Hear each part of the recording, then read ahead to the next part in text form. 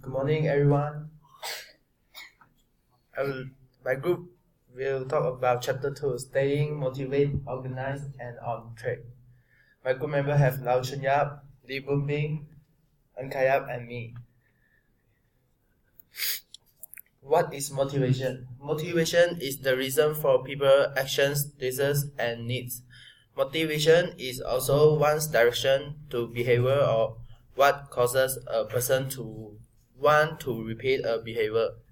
A motivate is what prompts the person to act in a certain way or at least develop an inclination for satisfied behavior. How to have motivation? Here is the smart way to setting a reaching goals. Goals should be specified, measurable, attainable, realistic, and timely. Now I will pass to my next word. Good morning, everyone. So I'm talking about the smart way of one specified. What this really means and how this can help us set our specified goals and achieve them. Your goals should be clear and specified, otherwise you won't be able to force your effort or truly motivate to achieve it. When drafting your goal, try to answer the 5W question. What do I want to accomplish? Why is this goal important? Who is involved? Where is it located? Which resources or limits are involved? And this is an example for specified. Imagine that you are currently a marketing executive. You would like to become a heading of marketing. A specified goal could be, I want to gain the skill and experience necessary to become head of marketing within my organization so that I can build my career and lead a successful team. The second one is measurable. We have specified the goal, and now we need to see needed to happen in order to determine whatever is measurable outcome. When we measure our process, we stay on track, reach our target dates, and experience the exhilaration of achievement that spur you on to continue effort requirement to reach your goal. A measurable goal should address questions such as how much, how many, how will I know when it is accomplished. So this is the example for measurable. You might measure your goal and acquiring the skill to become head of marketing by determining that you will have completed the necessary training courses and gain the relevant experience within 5 year times. And the third one is attainable. We have started to identify the specific goal step, what we want to go for. This is what we want to achieve. We have also looked at how we can assess our process toward achieving this goal. An achievable goal will usually answer questions such as how can I accomplish this goal? How realistic is the goal based on other constraints such as financial factors? And this is the example for attainable. You might need to ask yourself whether developing the skill required to become head of marketing is realistic based on your existing experience and qualification. For example, do you have the time to complete the required training effectively? Are the necessary resources available to you? Can you afford to do it? And the fourth one is realistic. To be realistic, a goal must represent an objective toward which you are both willing and able to work. A goal can be both high and realistic. We are the only one who can decide just how high your goal should be. But be sure that every goal represents sustaination process. A relevant goal can ask yes to this question. Do this seem worthwhile? Is this the right time? Do this match our other efforts or need? Am I the right person to reach this goal? It is applicable in this current socio-economic environment. This is an example for real estate. You might want to gain the skill to become head of marketing within your organization, but it is the right time to undertake the requirement training or work toward additional qualification. Are you sure that you are the right person for the head of marketing role? For example, if you want to start a family, you would complete training in your free time to make this more difficult. And the last one is timely. Every goal needs a target time or date so that you will have a deadline to focus on something to work toward. A time-bound goal will usually answer this question: when? What can I do in 6 months from now? What can I do 6 weeks from now? And what can I do today? So this is the example for timely. Gaining the skill to become head of marketing may require additional training or experiences. As we motivate earlier, how long will it take you to acquire this skill? Do you need further training so that you are eligible for certain exam or qualification? It is important to give yourself a realistic time frame for accomplishing the smaller goals that are necessary to achieve by your final objective. So I will pass to my teammate for next question.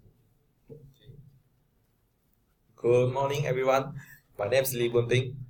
Now I would like to talk about the organizing. Organizing is a systematic process of structuring, integrating, coordinating task, goal, and activity to resources in order to attain objective.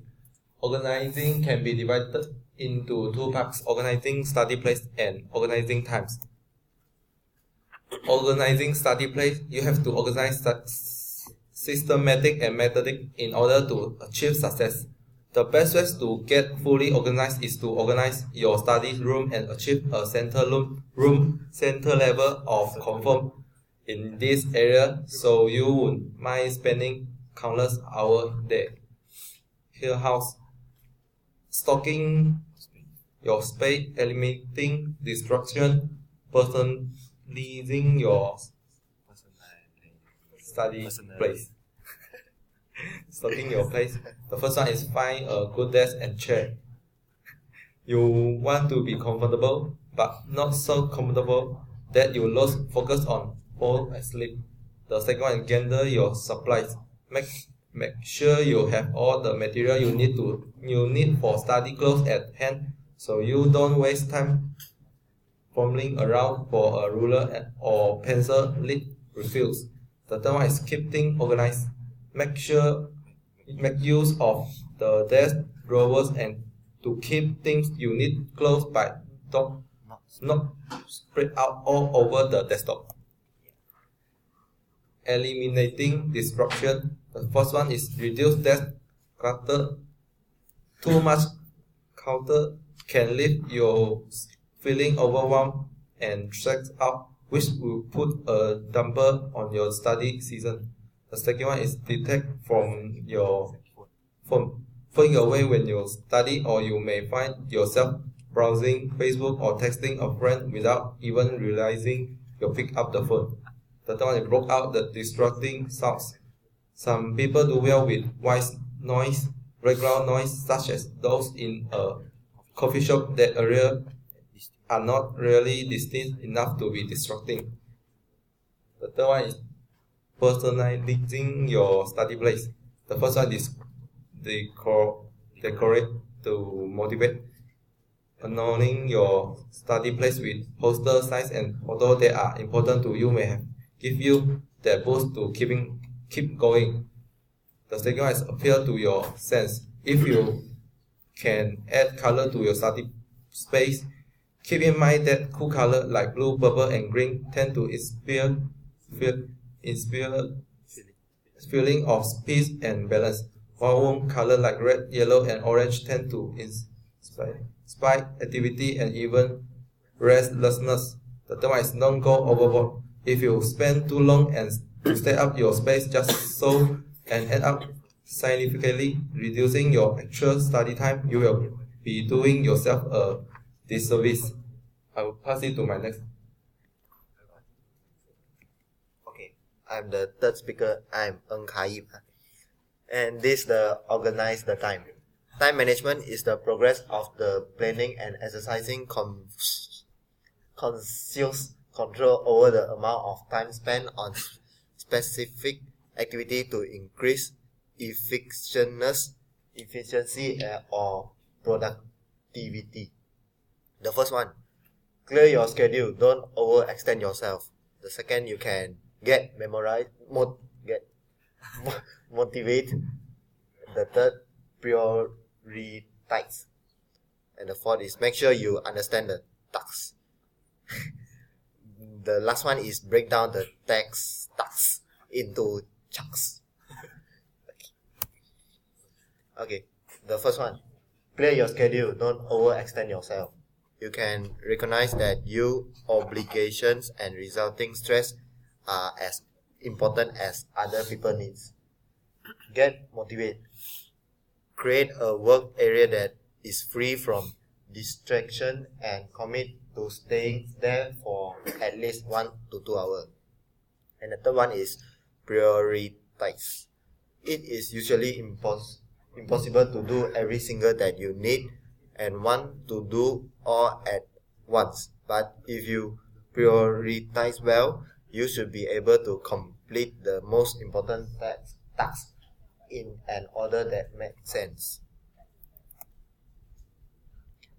The fourth one, make sure you understand the tasks.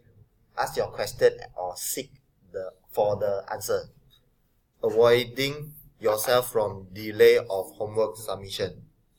Break down the tasks into chunks. Estimate how much time you need to complete the task. Don't try to do it all at one time. And the last one is break it down so that it's doable and not so overwhelming. Yeah. Okay. This is the staying on track. Following or making a process and liking to success on it. What is often the most difficult part is staying on track, particularly if the goal in question is a long-term one. There are a number of tactics that can employ to assist you lasting the distance. The first one, you can keep a diary, or you can get a friend involved. Other than that, you can get it reward and have a deadline and plan it well. Yeah. Now I head into my next. The first one, staying on track to success, is keep a diary. Keeping a diary of the small steps involved is one of the best things to do. Weeks may go by where you feel demotivated, but taking a look at how far you have come can be a hard inspiration. It will also be a useful tool for looking at where you are going right and wrong. The second one is get a friend involved. There is nothing quite as good as having someone to bounce ideas off and discuss problems with it. The goal doesn't have to be mature. Just having a mate to turn to for guidance and or advice is a big plus. The one reverse. All work and no play isn't maintainable in the long term. If you are working hard and smashing your goals, then take the time to treat yourself.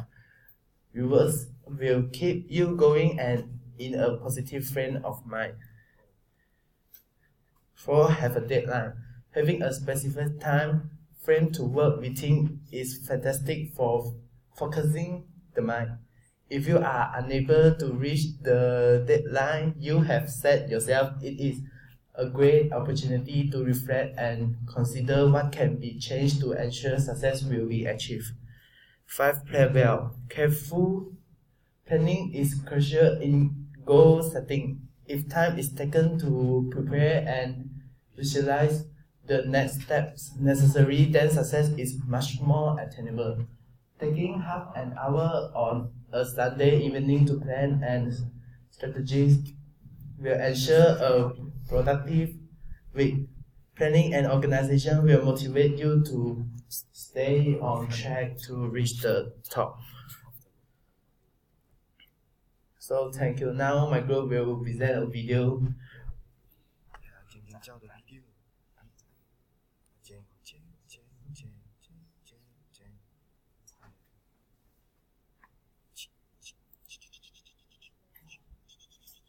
Your life is a testament to the idea that nothing is possible.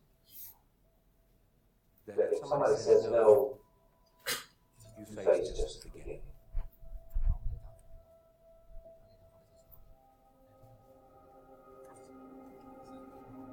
Success is not a straight line. It's crooked, it's down in the valley, it's back up over a mountain. I bet you that you have failed more times than anyone in this world. Absolutely. Don't wait for the stars to align. Reach up and rearrange them the way you want. Create your own constellation. I am a human being. There is no difference between my humanness and your humanness. The only thing is, if you're trying to get there, you cannot stop believing in any way. No matter what anybody says, no matter what anybody tells you, you have to know it beyond knowing it. Are you the best footballer in the world right now? I think so, yes. In my mind, I'm always the best. I don't care what the people think, what they say. In my mind, not just sincere, but I'm always the best. I'm always going to say that. Don't allow anyone, friend, family, acquaintance, teachers, whoever it is, don't allow anyone to tell you that what you are dreaming for yourself and your family is not possible. It is possible. Please feel me, please hear this from my heart. Anything you want is possible. All you can do is plant your seed in the ground, water it, and believe. That is what allowed me to be in this position right now. I would not stop believing. I would say believe in your direction and do it. Spend less time talking about it and more time trying to perfect it and put it out in the air. Position yourself to succeed. So for example, if you're doing something else and you want to do this thing you love, you do it after hours. You work 9 to 6, you get home, you kiss the dog, and you go to town. Right? I mean, you start building your equity, your brand, or whatever you're trying to accomplish. If you don't do it, nothing's possible. If you try to do it, at least you have to hope. Most people don't even try, sadly. Most people try and then stop, give up. Very few people try and try and try, or do it, and never give up. And those are the people that ultimately succeed and win. Third failure in a row. Did you think, I need to have this in? Better. Why not? I never give up. If you want this, if you want bling bling, if you want to buy the jets, work. That's how you get it. I always believe that the bridge between reality and a dream is work. No idea works unless you have the courage to do the work. Ideation without execution is delusion. Because you can have the most brilliant idea in the world, but you gotta bet on yourself. You can't think that that one idea and the way that you think it's supposed to happen is the only way that it can happen. I challenge all of us to say, stop finding reasons to find and make excuses that, we affectionately are called loser talk. And, I don't know, you gotta just will it and focus on making it happen. Focus on one thing, one area. Put all of your energy into water in one area. If you spread the water across many seeds, you don't have as much water for one seed. So Focus on one thing. What I learned from Steve Jobs is, if you believe enough, then you will see it. Because other people will believe in it. Other people will create products. So you need to foster the belief in what you are dreaming so that it becomes a reality. If you can see it here, and you have the courage enough to speak it, it will happen. You are a magnet. Wherever you are, that's what you're drawn to. If you think it, Okay, that is our presentation. Thank you. Thank you.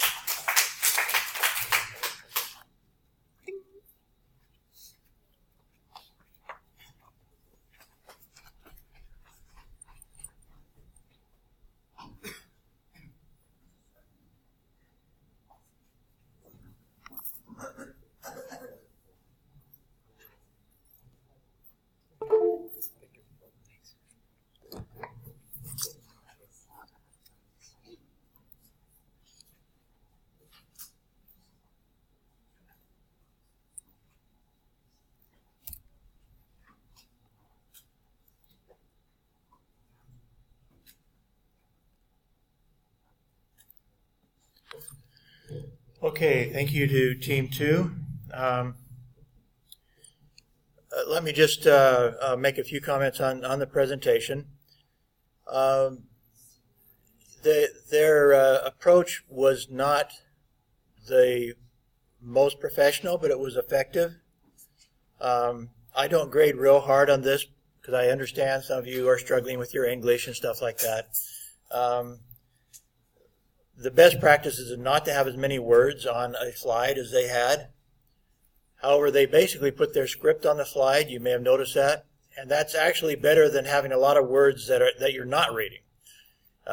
Best practice is not to have a lot of words, but to have short bullet items. That's best practices, and then speak more spontaneously. That's best practice. If you're going to have a lot of words, if you really need to read because your English is limited enough that you feel like you have to read, that's not actually the worst way to do it, the way they did it, because they read verbatim. What's wrong, what is the biggest problem is if you have a lot of words and then you don't read it, and so people are having to decide, do I read what's on the slide or do I listen to what's being said? They can't do both at the same time. And so if you're going to have a lot of, if you're going to have to read, and you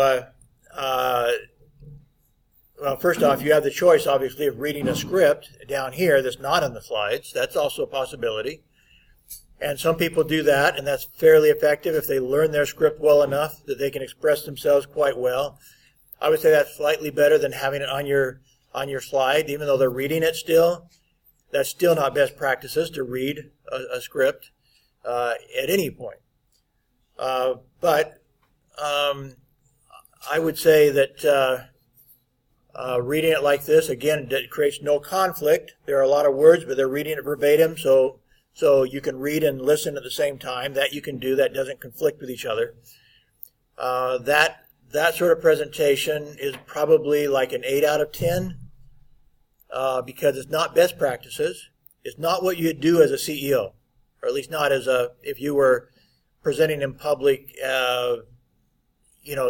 to a large crowd, at a conference or something. You can't do that.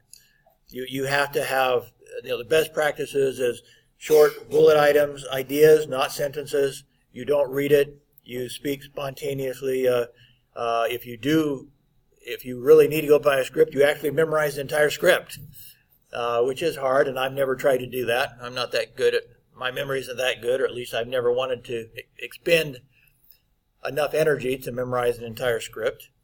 Those who do, there are some who memorize so well that, they do actually memorize an entire script, and so they are verbatim and they're memorized, and it's like an actor, basically, an actor acting a part. And so they do it that way. They know exactly what they're going to say. And those may be even the best presenters who actually have it scripted. They know exactly what they're going to say, and they've memorized the whole thing. But I'm not going to do that. I will follow best practices besides that, but on a weekly basis, there's no way I'm going to memorize an entire script. I don't have time to write the entire script on a weekly basis. So for this class, I certainly could never do that. If I became famous like Dr. Covey, I might start memorizing scripts because I have a very limited number of workshops I would do. And so then that might make sense. You have 7 speeches you give, and you always give the same 7 speeches, and you start memorizing them. I could see doing that if I were in that position. But as a professor, I can't do that. There's no way I can do that. As best practices, you'd have fewer words. You'd have more graphics in place of words. You would, if there are a lot of bullet items you want to put down, you'd break them into more slides and still try to have some more graphics so that, again, you don't have too many words in one slide. Anyway, that's best practices. I have to be able to say that to you, and I don't mean to embarrass the team, but that's the best practices to get a solid a 10 out of 10, for example. That's what you have to do. You have to have beautiful slides, not too many words, just ideas. You have to be able to present and look at people, keep eye contact, express yourself fairly well without necessarily memorizing it. I don't expect you to memorize it. Since I don't expect myself, I can't expect you to do it. But to still be fairly expressive and maybe glance at some notes, or obviously glance at your PowerPoint is your notes in essence. In essence, that's what PowerPoint is intended to be, are your notes. And so you can look at the PowerPoint quickly because it's just a list of ideas, not exact words, and remind yourself what you're supposed to be talking about. And know your subject well enough that you can speak to the PowerPoint without reading a script. That's the tip. Would be considered it's not really, again, best practices might be memorizing the whole script. But at least the normal best practices, I guess, is to be able to speak to a list of ideas, not too many on one page, lots of graphics, beautiful slide, background, whatever, something that looks really nice. That's the best, that would definitely get you in the 9.5 to 10 range if you can do that in this class. So it's a challenge. I admit that's a challenge, and I appreciate, again, what the team did was good, but it's not best practices, so you need to understand that. And what they have done, though, on the positive side, is they have summarized the chapter quite well in these PowerPoints. So that's the good thing. Now, one thing to remember is you are supposed to come up with some questions and answers, and they didn't do that. So if they want to, I'll give them a chance if they want to send me questions with answers. Otherwise, I'll have to make them up myself. But actually, because their PowerPoint is so specific, making up questions with their PowerPoint won't be too hard. Because I'll be able to make a question and then say which of the following is not, and come up with a question real easily because they have all the details there. Okay, let's. This week we are talking about habit 4, think win-win, and I'm going to let me go ahead and go to show mode. Maybe I want to actually show a video first, like this one here. So before going into show mode, I'm going to go ahead and show this video. Let me explain before I show this. Let me go back to this slide here, and I think you can see it up there well enough that I don't need to go into the show mode for this. This is Dr. Covey's diagram showing all of his 7 habits. The first 3 that we already talked about, again, are what he calls the private victory. They're how you become independent. So this is the battle within. This is the inner battle of how do I control my life? How do I do the things these guys in their video say? That I set my goals, that I determine, that I have faith, that I have dedication, that I'm going to go after that in a focused and strong and a dedicated fashion and achieve what I want to achieve. That's all, basically at that point, that's inner battle. That's the decision making, the goal setting, the determination is all what you do inside. What they don't talk about is the next set. Is how do you win how do you win in an interdependent world? And I think most all of them would admit they did not do this by themselves. They had the help of other people. For example, Jack Ma talks a lot about, there's videos about how important his friends and family were to him in setting up his company. He would not have been Jack Ma, the billionaire, if it hadn't been for the commitment of his friends and families to make this work. Their trust in him. And that was extremely significant, and that's the interdependent nature of success. You have to have people along the way who trust you and will support you as you support them. They will trust you because you have earned their trust. And so before he even starts talking about the 3 habits of interdependence, which are think win-win, second, seek first to understand, then to be understood, and third, to synergize. All of these are interrelated. In fact, one thing that I'll point out as we go along, that it's very difficult to talk about think win-win without talking about synergy and empathetic listening. Seek first to understand. They are both pivotal in achieving win-win. In the same way that, so they're so intermixed that it's hard to separate them, but he did. He separated them anyway. But as we talk about it, and as he talks about it in his videos, he cannot talk about win-win without talking about synergy. He cannot talk about win-win without talking about listening to other people, getting their perspective. So all of them are very intermixed. He also talks in his book about the emotional bank account that we create with other people. And he doesn't call it a habit, but it's the foundation of all the other 3 habits. And so when he starts talking about success in an interdependent world, he starts off by talking about this emotional bank account. And so this is what the video is about. He's going to explain what he means by an emotional bank account. And basically it's getting to the point where Jack Ma was, where he could gather his friends and his family and say, we're going to do this together. And they trusted him. They invested their money in him. They supported him, as do his employees. They trust him. They support him. He has achieved great emotional bank account with the people around him, which is actually every bit as important to his success, if not more so, than the private victory which he also displayed, that these people, he and these other people talked about in the video. That's private success, what they talked about. And that's your foundation. But now you have to go out and get people to trust you and win in an interdependent world. And Jack Ma did that, and I'd say every one of those people had to do that. So they're talking about the first 3 habits, in essence, when they're talking in that video. They haven't yet talked about the next 3 habits. And they're all essential to success. So now we're going to start talking about the next 3 habits. And I'm going to start here with this first video about the emotional bank accounts. So here we go.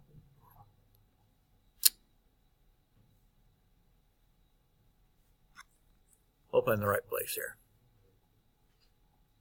In fact, I'm going to stay. So let me talk about that a little bit. Again, by the way, with all of those, I hope you all understand how to get to the closed caption and how to get to the transcript of that. So you can, if you're not understanding his speech, he also speaks American English like I do. In fact, we went to the same university. He was the head of marketing for the university, Brigham Young University, where I got my bachelor and master's degrees. And so he worked with them after he'd worked in the corporate world for many years. He went back there and worked for them while he was doing his doctorate. So he was close at home, still made money to support his 9 children, but was working on his doctorate degree at the same time. Anyway, when he talks about the emotional bank account, several thoughts on that. First off, going back to my situation, maybe in a way I do make promises. What my promise is that I try to make is I promise to try. And so people do set expectations from that. Have you ever had a situation where maybe you were planning to watch a certain show or do something specific, and you've been thinking about it for several days? And so you're anticipating watching this TV show or going to this sports event or going to this concert, and something comes and stops you from doing it. Especially if it's something like a TV show or a movie that you can do later, but you still get upset. It still makes you a little bit frustrated and mad because you had planned to do it right then. You had already set a plan to watch that movie or to watch that TV show or do something very specific at that time, and lo and behold, somebody wants you to do something else. They want you to go work on your team presentation or something. But I wanted to do this. Because you have set up an expectation even within yourself that really had nothing to do with anybody else, but you set an expectation, I want to watch this show or this movie right now, I want to go to IOI or whatever, and somebody frustrates your plan, your expectation, your personal expectation. You'll feel yourself frustrated and maybe even a little bit angry because in that case it wasn't somebody else setting the expectation. You set it for yourself, but somebody interrupts your expectation. Well, that's true then with our relationship with other people too. We do set expectations. And so while I may not make promises, I do promise in essence to try. And so people build expectations, and if I can't do it, their expectations are frustrated, just like mine if I want to see a movie and my wife wants me to go do something else at the last minute.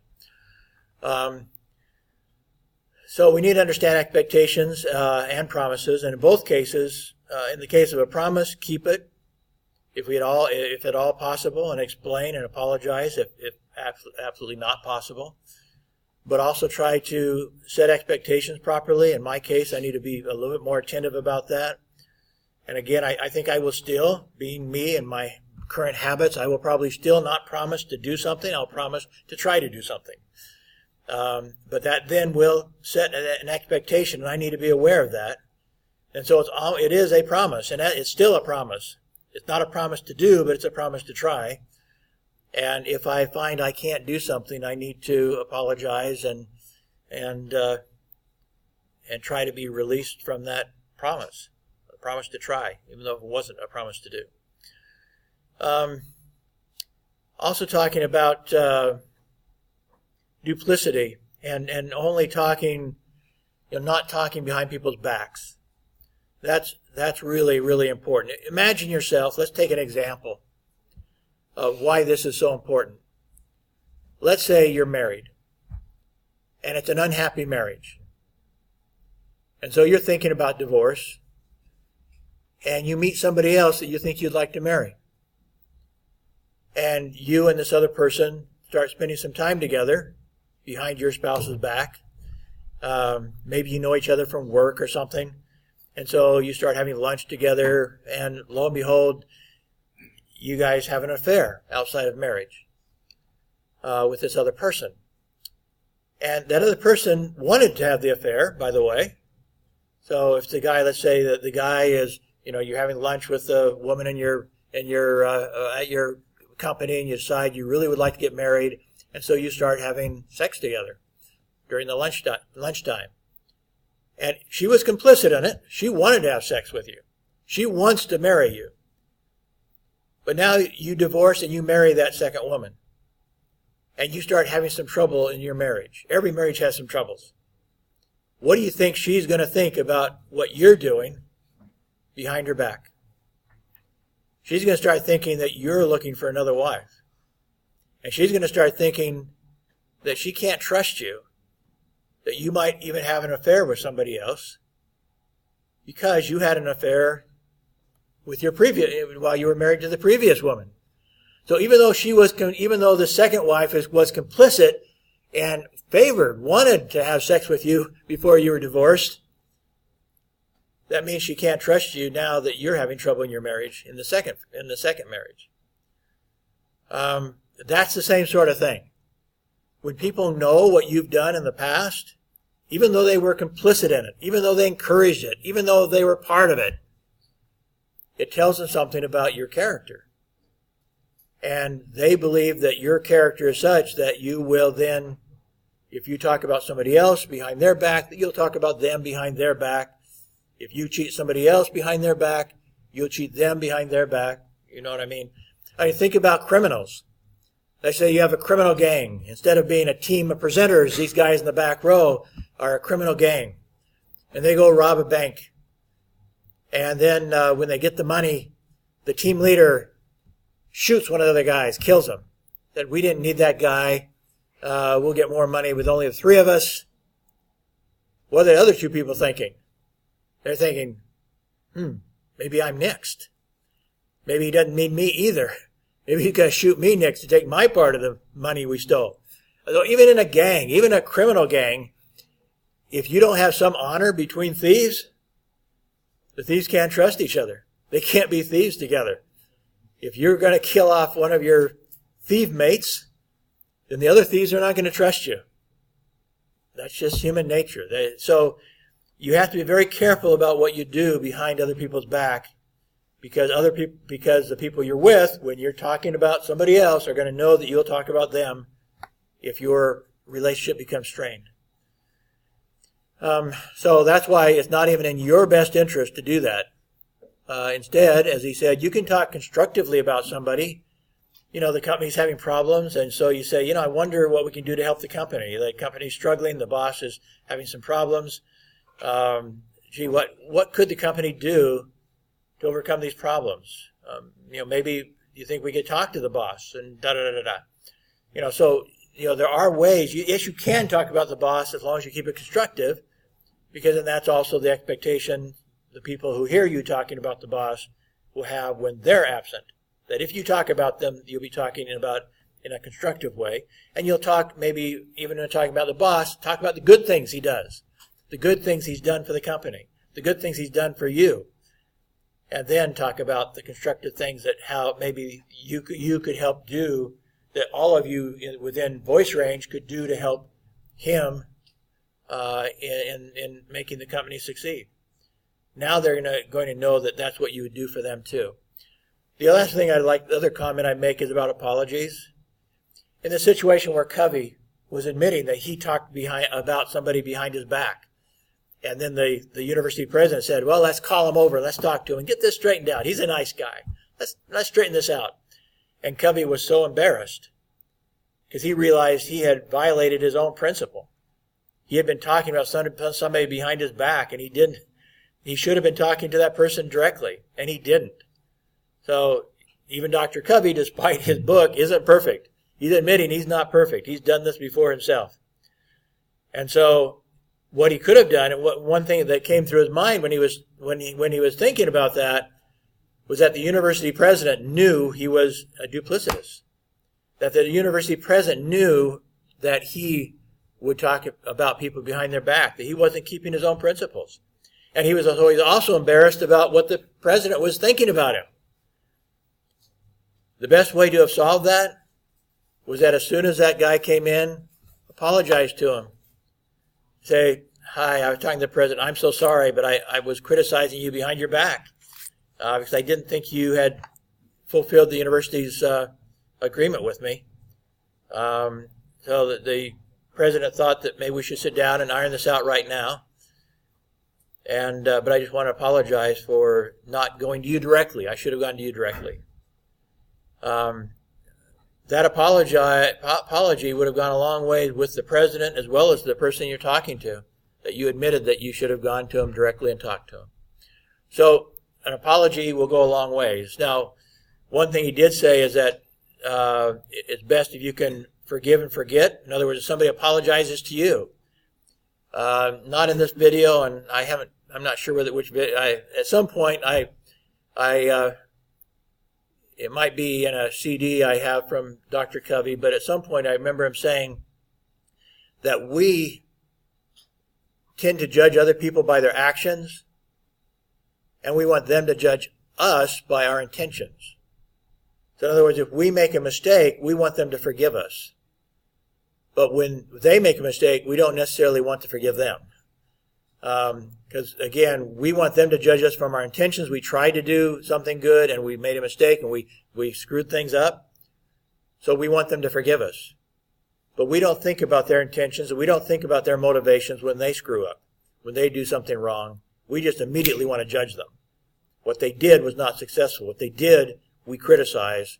But we don't want them to criticize what we do. We want them to criticize what we intended to do. We want them to think about us, about our intentions and our motivations, not about the fact that we screwed up at the end.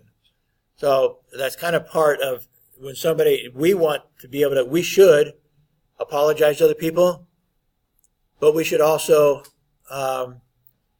accept their apology when they apologize to us if we feel it's sincere. That said, the words he used were forgive and forget. There are some things you can't forget. Some things you should not forget. Let's take the extreme example. You have a babysitter, you're married, you have children, you have a babysitter, take care of your children, and you find out that the babysitter has been sexually abusing your child. You might find it within your heart to forgive that person. You're not going to forget that. You're not going to let that person babysit your children again. And so there are some things you can't really forget. In all honesty, you can't. Of course, that's the extreme example. And so that should be the extreme, that you can't forget some things that are just too disastrous to possibly trust that person in that situation again. You might let them do something else for you, but you're not going to let them babysit your children again. So there are limits to that principle. Okay, so we're going now into this habit of win-win. So understanding this background of the emotional bank accounts. So people have to be able to trust us in order to accept a win-win offer from us. They have to trust that when we talk about win-win, we're honest about it. We're not trying to be sneaky. We're not trying to fool them. And we're going to say win-win, we're going to knife them in the back, figuratively. They have to, in order for win-win to work, they have to trust that we are actually honestly looking for a win-win solution. So that emotional bank account is important when we start trying to implement any of these these habits that he's talking about. We have to be in good standing. They have to believe us, that we're sincere. So the top part there is a quote from Edwin Markham. He says, "We have committed the golden rule to memory. Let us now commit it to life." This is a Christian sort of reference. According to the Bible, Jesus said once, do unto others as you would have them do unto you. That's the so-called golden rule in Christianity, is do unto others as you would have them do unto you. And what Edwin Markham was saying is, we could memorize that. Christians memorize that golden rule. But do they actually implement it in their lives? Do they actually live by that principle to do unto others as you would have them do unto you? That is an important principle. No matter what religion you're in, that's a good principle to live by, that Christians call the golden rule. Dr. Covey calls the win-win habit one of interpersonal leadership, necessary because achievements are largely dependent on cooperative efforts with others. He says that win-win is based on the assumption that there is plenty for everyone, and that success follows a cooperative approach more naturally than a confrontational win or lose. So that's the basis of it. We want to seek a situation where both sides of a negotiation here, by the way, is both literal and figurative, in the sense that in true negotiations, if you're negotiating to create a partnership, you'd be seeking a win-win. If you're negotiating with your children about what time they should go to bed, that's still a type of negotiation. And so when he talks about win-win, he's talking about every situation that you come up with, even if it's a parent-child, if it's business to business, if it's business to consumer, whatever, that you're always seeking win-win options.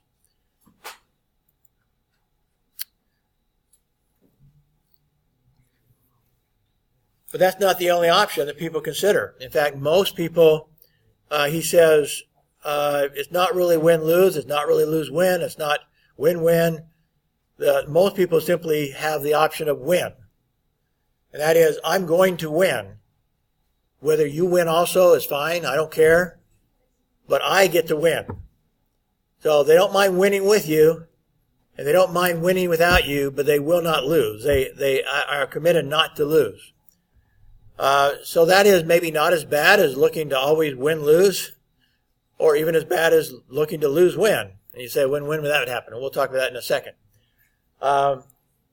Also, one of the options here is also kind of part of the first one.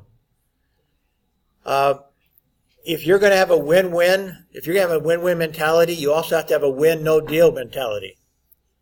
In other words, you have to be willing to walk away. You have to say, in fact, I reworded this not to win/no deal. It's win-win or no deal. In other words, you're not even going to allow them to lose. You're in negotiations, and they're willing to take a losing position. They're in a weak position. They're going bankrupt. And so they're willing to give away their business practically to you. You're going to look for a way for that they can win out of this also. It may not be the best opportunity, but you're going to try to make sure that they come out of this feeling good, that they've gotten a better deal than maybe they deserved.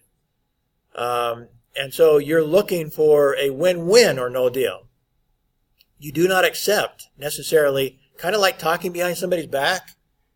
You're going to do your best to avoid ever having a win-lose situation. That you're going to go for the win-win, even if they're willing to lose. Even if they suggest they're willing to lose. You don't accept their loss. That to some degree you want them to go away thinking they won. That they came out better than they should have because of you.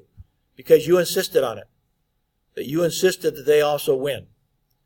If you do that, if it's a win-win or no deal, then will they want to trust you in the future? You have a new opportunity to do something with them. In fact, you think even though their business was failing and you bought out their business and you maybe did something to help them, maybe you gave them part of the company still, so they can still be part of some of the stock.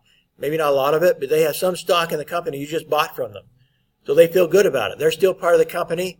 They're not going to make as much money. They're not going to get rich if it does well, but they didn't just leave with their tail between their legs, as we say. They left knowing they still had some business interest in the company you just bought from them. So they go away feeling good. Now you go back, you actually respect this person. He has some good ideas. He failed because he didn't have enough money. He didn't have enough support. But he actually has some pretty good ideas. So you go back to that person and you say, hey,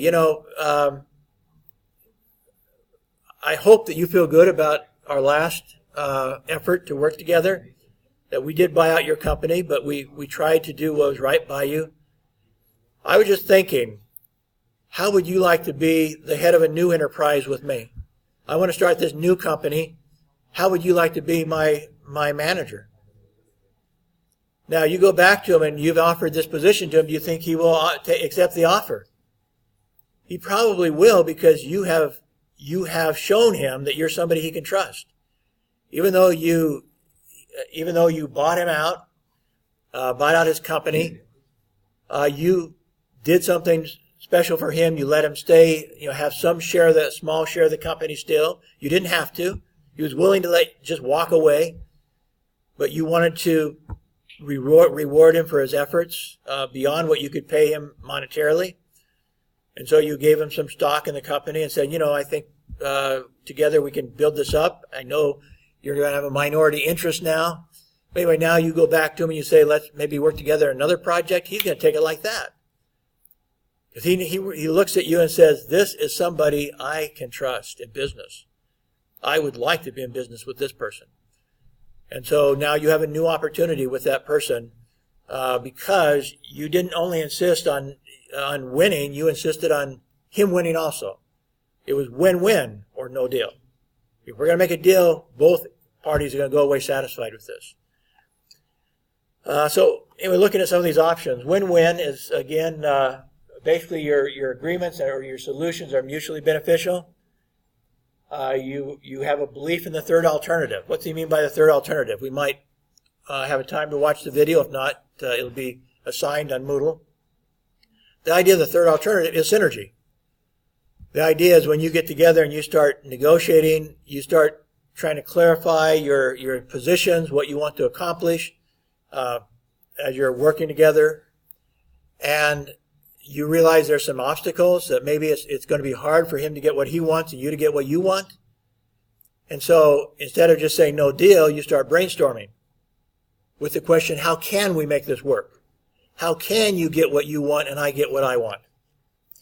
And so with that idea of synergizing, you come up with a solution that does allow both of you to get what you want.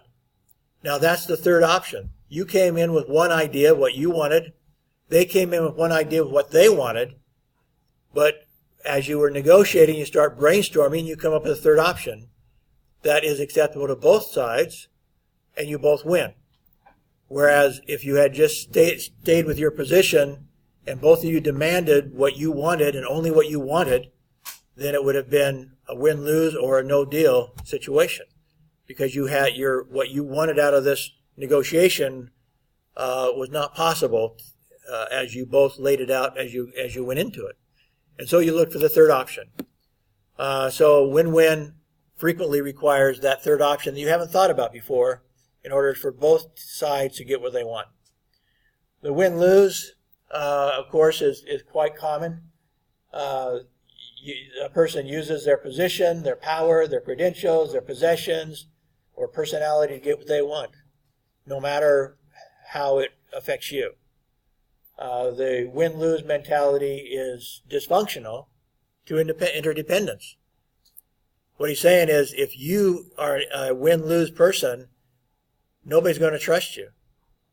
And so you will not have high success in your interpersonal efforts, because as you insist on win-lose, nobody wants to deal with you. Nobody wants to have you as a partner, because they know that you screwed somebody else, you screwed them in the past, you have a reputation of being somebody that works people over and gets to get what they want.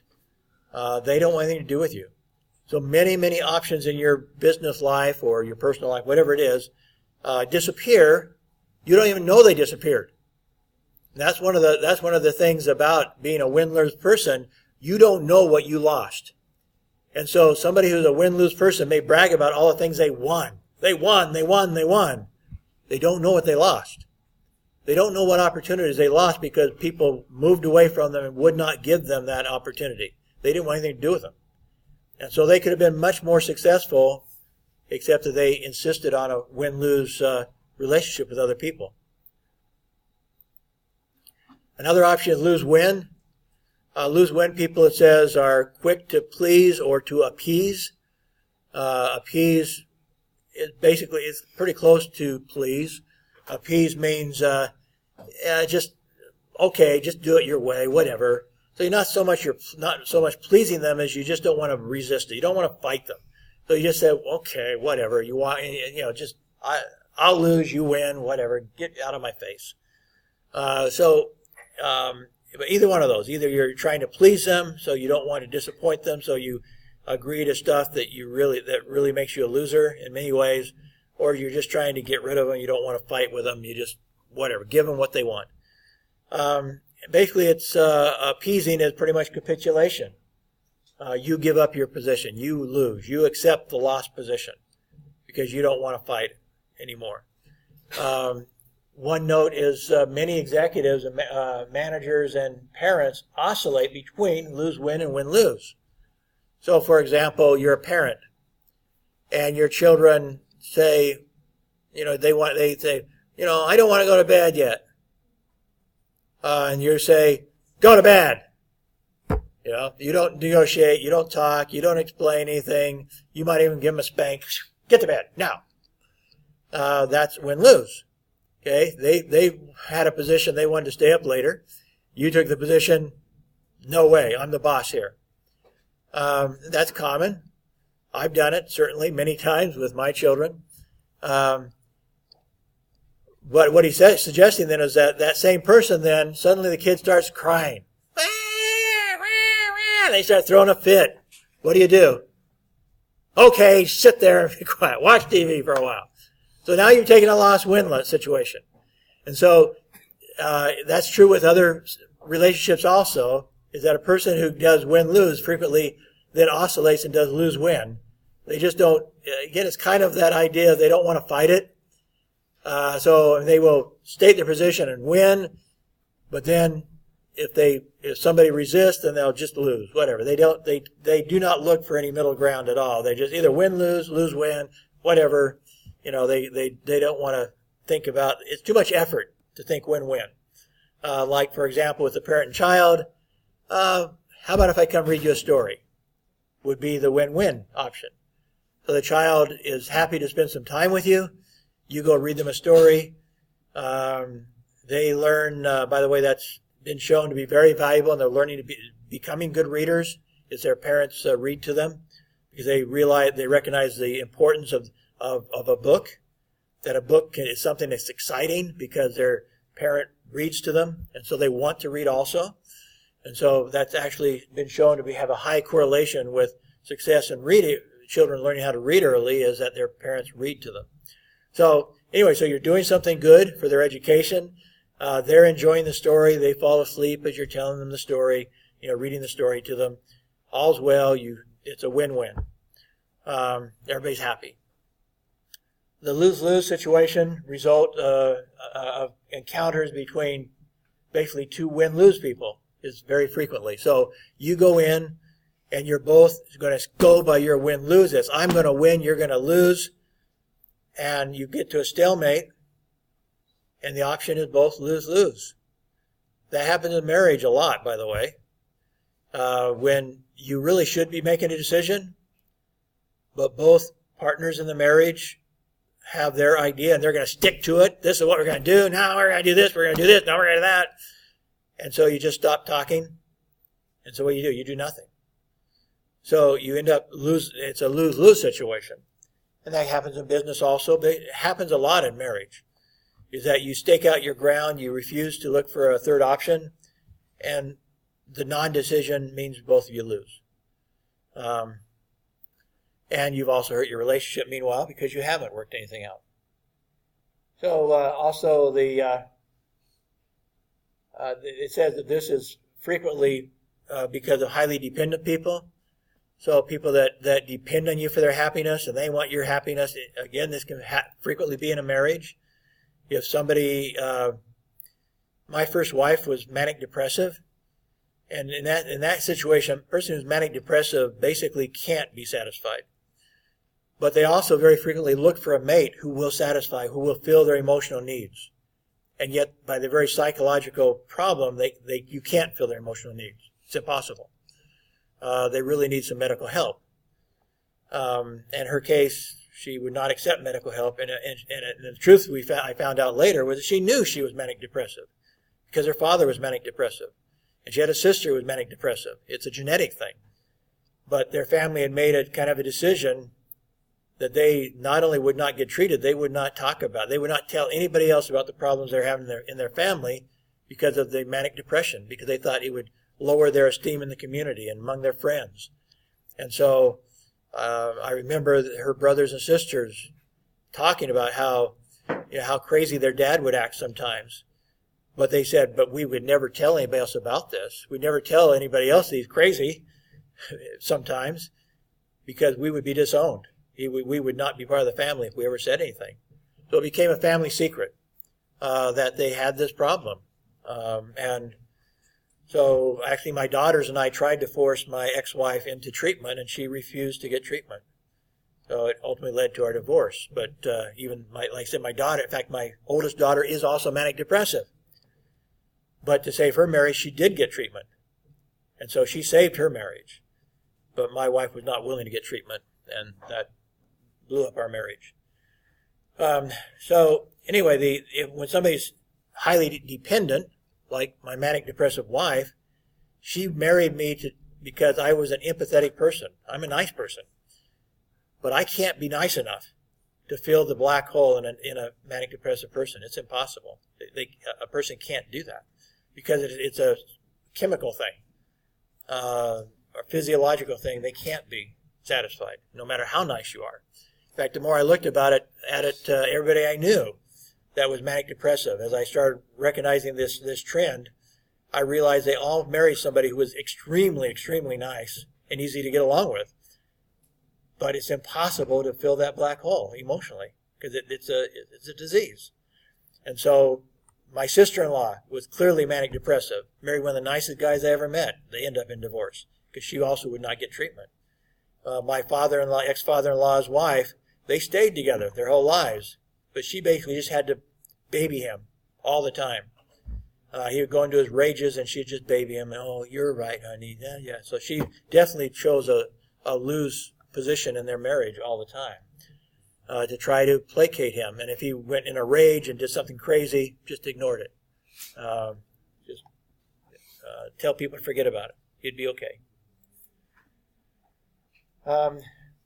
Win, like I said, is basically win at all costs. So you don't care if somebody else wins, but it's irrelevant to you. You really don't care about them. So if your position is just simply win, that's all you care about.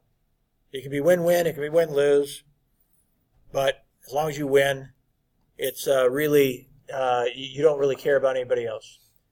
Again, the win-win to go home is, I think, is part of the win-win. You have to be willing to go home. And by the way, that's a good negotiating position to be in some ways. If somebody else is desperate to win, and you make it clear from the very beginning that you're willing to walk away, so your position is win or no deal, win-win or no deal, and their position is win-lose, that totally disarms them. They don't know what to do with that. It may end in an immediate breakdown in your negotiations, but very frequently it ends up that you force them into a win-win situation and you're more likely to by the very fact they know you're willing to walk away. Once they know you're willing to walk away, they have to mitigate their position or quit. They have to then decide either we end our negotiations or I have to negotiate here. I have to mitigate. I have to change my position. I can't go for a win-lose. This guy's not going to accept a win-lose. He's going to walk out that door if I insist on a win-lose. So once you establish that it's win-win or no deal, you're actually in a pretty good position with somebody who's a win-lose sort of person. Now you undermine their win-lose position. They can't be win-lose, or you're walking out the door. And you do it nicely, by the way. You say, well, it's been nice talking with you. It looks like we have opposite perspectives, opposite goals here. And so, maybe we can get together again sometime, but on some other project. But this one doesn't seem to be working out. That's okay. So I hope we can part friends and maybe look for other opportunities to work together. And you smile and you walk out the door. Again, you don't accept that lose-win position he wants you to accept.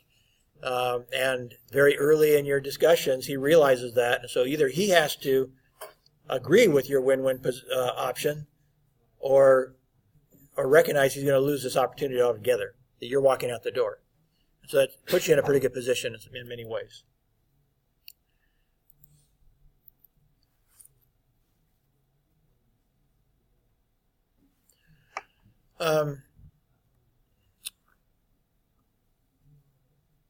So again, these situations are all in an interdependent reality. Most success, as I mentioned, with Jack Ma and many others, they may talk about the first three principles, the first three habits, as being a key to their success. But other times, especially Jack Ma, has many times talked about the importance of his friends and family and others that supported him. And he's very loyal to them. When he goes down his list of priorities, he says, again, I can't remember exactly which was first. I think his first is to his employees. His first promise is to his employees. And then the second one is to his consumers, to his customers. And the third one is to his stockholders. The stockholders are not number one. The employees are the ones that get him to where he wants to be, who gives them their ideas, who gives them their honest effort. He wants to be supportive of them. He wants to listen to their ideas. He wants to be a team with them, and he's going to put them over the stockholders. Now, he also realizes, however, that will lead to greater success, and so the stockholders ultimately should be happier because the company would be more successful when he maintains that interpersonal relationship with his employees. And they should also understand if he decides that consumers come next. If the consumers are not happy, they're not going to keep coming back. So he rightfully puts them in that order. Ultimately, the stockholders the shareholders will benefit more if he puts the first two priorities, the employees and the consumers, the customers, then the stockholders. That's the key to long-term success. So win-win solutions, meanwhile, are synergistic. As I mentioned, those three habits related to interpersonal relations are intermixed. And so as you're seeking win-win, you're seeking synergy. That's the third option we were talking about, seeking that third option. And be willing, again, to walk away and say, no deal. In fact, he talks about setting that at the very start. I'm hoping that as we get together, I'm hoping that we can work something else. I think this could be really good for both companies. But if not, I hope you understand, if it doesn't seem right for both of us, if we both don't benefit from our partnership, then of course, I'll understand. I'm not going to hold any grudges that we don't work this out. I hope we can, but there's always tomorrow. There's always maybe sometime in the future we can work together if this doesn't work out now. So you set the expectation right from the start that you're willing to walk out and have no deal. That's okay. It's okay. It's okay emotionally. It's okay financially that you are willing to accept that. That's even a good position, by the way, even if you're desperate financially. You don't want the other people to know that you're desperate financially. So you would take that position even if you might be tempted to accept a lose-win situation because of your finances. You don't want to let them know regardless. So it's actually a good negotiating ploy to act like you don't need them, even if you really do need them. You can't let them know that. Indeed, and in not letting them know that, you have to actually be willing to walk out the door. You have to be in order to negotiate from a position of strength. If not, if you're that desperate that you can't afford to do that, then you are taking a lose-win position. You need to understand that. And be open, be honest, try to understand the issue, talk about it. This is, again, where empathetic, seek first to understand, then to be understood. That's part of your negotiations. Ask them their perspective. Explain what you want to get out of our partnership. Okay, now you're really going into habit 5. And then as you do habit 5 together, you're listening to them and you expect them to listen to you. You've explained your positions. You find that your positions aren't exactly compatible. Now you're going to habit 6, seeking synergy and seeking a solution that would make both of you happy. So you can't think win-win without involving the other two habits of interdependent success. There's 5 dimensions of win-win that he talks about: character, relationships, agreements, supportive system, and processes. I'll quickly go through those. If we have time, maybe listen to this 6-minute video, but I'm going to go ahead first and go through these other principles real quick. Character means, again, that they can trust you. So it goes back to the emotional bank account. Do they believe that you're a person with integrity? Do you have maturity, which is, he says, a balance between courage and consideration? So you're willing to walk away. You're also willing to be polite and kind and listen. You believe that you have an abundant mentality. You believe that win-win is possible. If you don't believe it, then you don't have a win-win. If you don't have a perspective that both sides can win, then you can't take a win-win position. So the abundant mentality is important in order to even believe there is a possibility of having a win-win solution. This goes into more detail. You can take a look at that. I'll upload my PowerPoint, but I don't think I'll read all of that. But that does give some more details on those, on integrity, maturity, and abundance mentality that you can read in the PowerPoint. Relationships, again, is courtesy, respect, appreciation for the other person, respect for their point of view. So again, going back to habit 5, seek first to understand, then to be understood, you want them to tell you their perspective. If you allow them to tell you their perspective, then they're willing to listen to your perspective. You don't get into an argument. You talk about it. You try to be respectful. You try to be courteous. You try to fully understand. Then that's, if you find have opposite perspectives, start seeking that third option. Seeking an option that will benefit both of you. Or again, let them know that you are willing to walk away. But seek and suggest.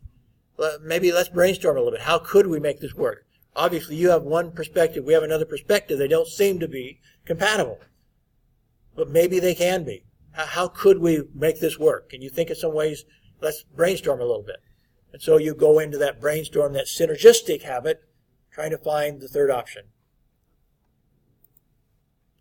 The agreements, these are sometimes should be written agreements, but in some cases, just part of your discussion. What are the desired results? How would we accomplish this? What are the guidelines, the way we would do this? What resources do we both bring into this partnership? How can we benefit together with our combined resources? How are we accountable in this relationship? In other words, if I don't do what I say I'm going to do, what are the consequences? And if you don't do what you're going to do, what are the consequences? You have to discuss all these things. And that's just being mature and honest, upfront. Every partnership needs these elements to it. And therefore you talk about them honestly and openly, and you see if you can come to an agreement on all these things. If you cannot, if they're just saying, just trust me, well, that doesn't come up with a good agreement. As I said before, you need things in writing because people forget what they said. And sometimes I don't know anybody in the world that's more honest than my dad. But I remember one time he was really desperate. He was almost ready to lose his farm. In fact, he did actually have it sold until his other family members got him a loan and got him to save the farm, and then things turned around after that. And he was able to retire successfully. But he was desperate. And I remember he was growing peas one year.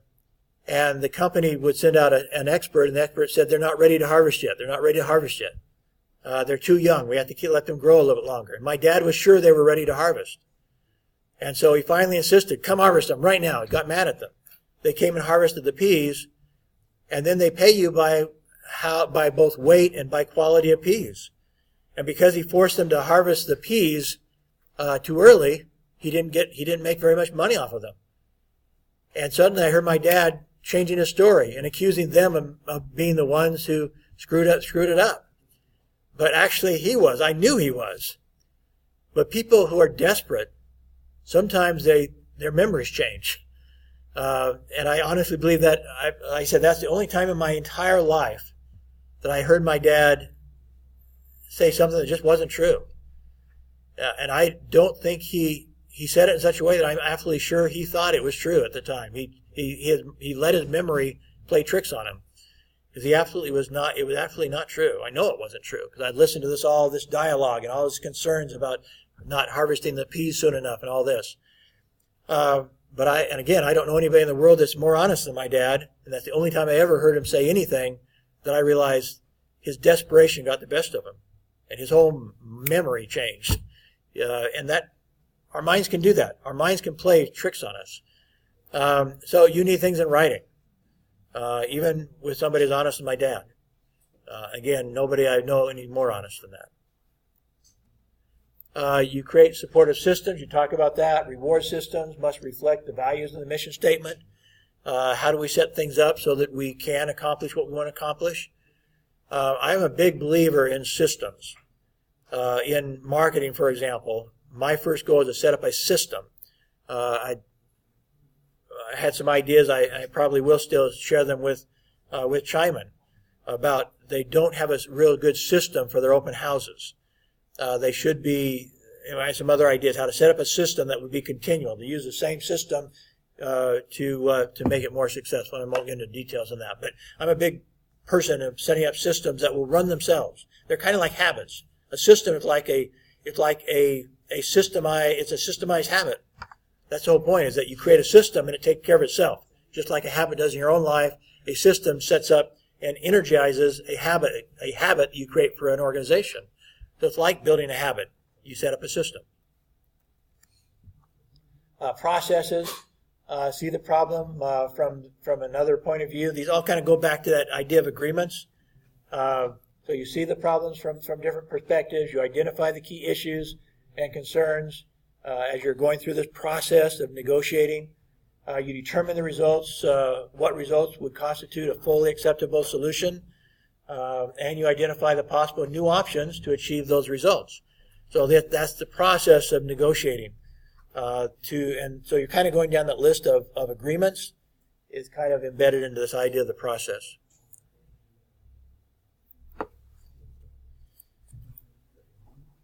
Okay, so by the way, did you guys take your quiz last night? Did everybody get that done? Anybody have any trouble with that? Okay, good. I think I am going to turn on this last video. You can stay and watch it, or you can go. If you go, of course, you can watch it on, I'll put it up on Moodle. But it kind of brings some of this stuff together in thinking win-win. We do have 2 minutes, but the video is 6 minutes. So you can stay and watch it, or you can go and watch it later. And I'll be here after the video. So I'm going to stop my